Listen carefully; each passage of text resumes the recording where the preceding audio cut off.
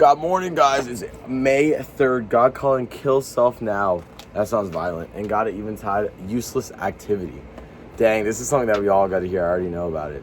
God calling kill self now. Self dethroned. That is the lesson. Put in its place, put love for me, knowledge of me. Self not only dethroned, but dead. A dead self is not an imprisoned self. An imprisoned self is more potent to harm. In all training, in mine of you and yours of others, let self die.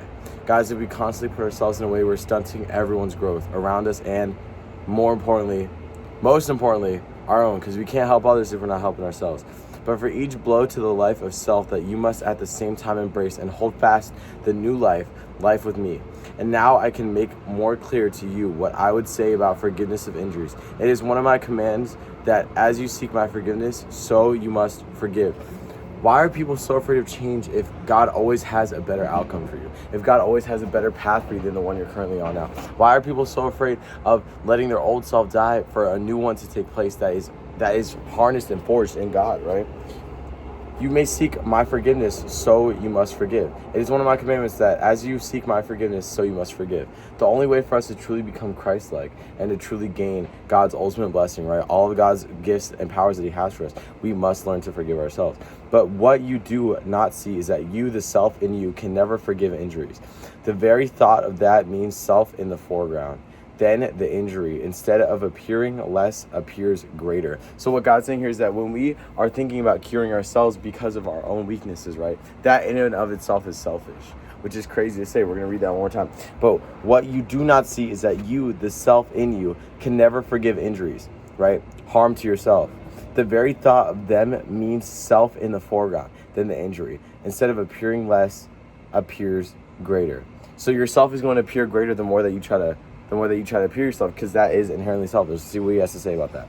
No, my child, as all true love is of God and is God, so all true forgiveness is of God and is God. The self cannot forgive. Kill self. So that's what he has to say about it. He's saying that us trying to heal ourselves is in and of itself selfish. We're looking out for ourselves, right? We're trying to heal our own injuries, things that have happened to us, but we can't do that. The only one that can do that is God. The self cannot forgive. Kill self.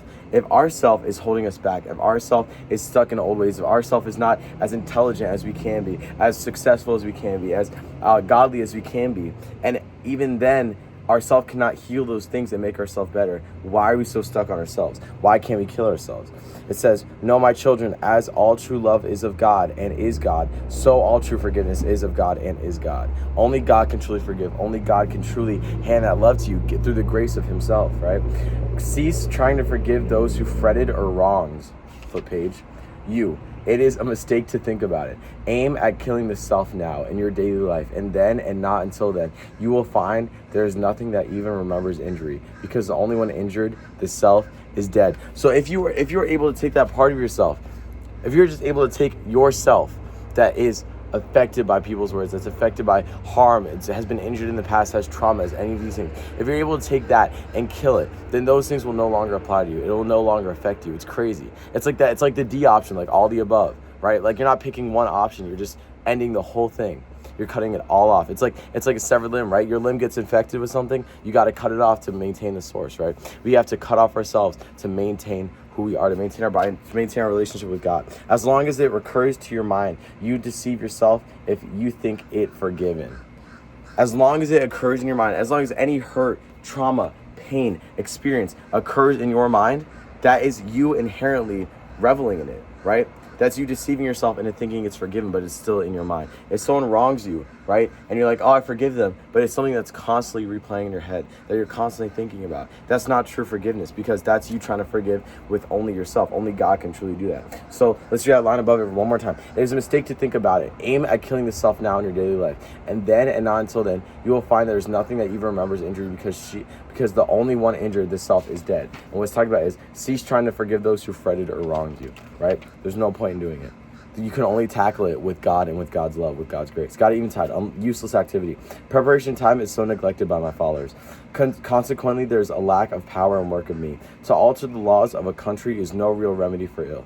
Men's hearts must be altered by contact with me. So God's saying the root, the source of everyone's wrongdoing, everyone's wasting time, all these things is not having a connection with God, right? It's saying right here that you can change the laws, right? You can make laws happen, but that doesn't mean you're going to stop people from doing it. Just like gun violence, right? You could say, oh, you have to get this kind of permit to have a gun, right? Okay, you check that out. You have to have this kind of record, boom, check that out. But that, like, once you have that, you can still do anything you want, right? You could still do wrongdoings with it. Just because the laws are in place, don't kill people, people are still going to die. That's what he's saying here. Remember the lessons I've taught you about useless activity. When most work cries out to be done, then it is truly the time, not to rush, but to commune with me and my Father.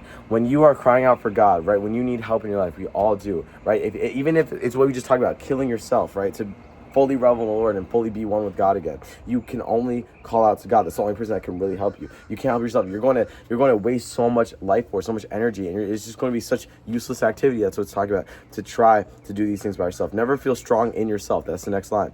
Know that only in my strength can you accomplish all. No mountain of difficulty can then be insurmountable or immovable. If you do anything that's not with God, it is going to be only temporary. It's going to be a Band-Aid fix, right? Everything. Like, think about anything you could possibly do in this life. If you do it without God, it's going to be a Band-Aid fix. It's not going to be true. It's not going to be true strength. It's not going to be a true source of power for you.